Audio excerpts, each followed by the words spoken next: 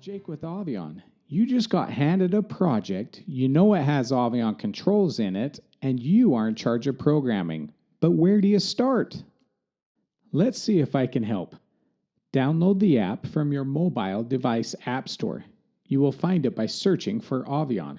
Most of the time, the Avi-on nodes are already pre-added to an account. The account is linked to an email address and password. If you want to save time, do not create your own account yet. Remember, an account is most likely already created.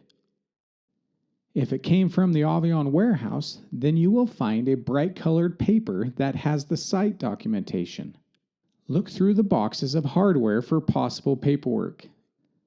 If you can't find it, or maybe it never existed, contact the seller of the hardware and request the email address and password from them. If they do not have it, here's another option. By looking at the Avi-on nodes, you can see if they are part of an account or not. With the fixture powered on, look at the Avi-on node. Next to the configuration button is a small blue LED. This is the status LED. It can tell you if the device is part of an account already.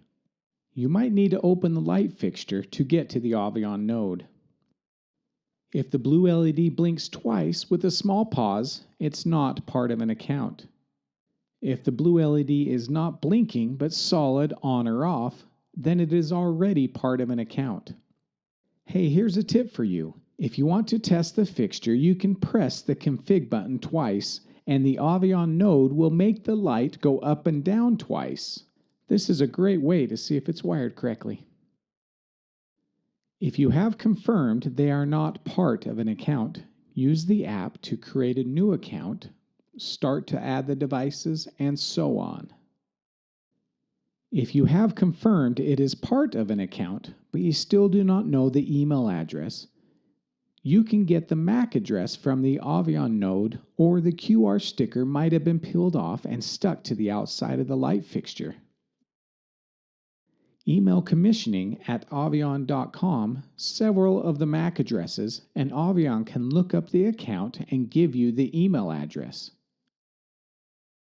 Now that you have an account to work with, follow the videos called Mobile App Series. They will walk you through how to add devices, create groups, all the way to programming sensors.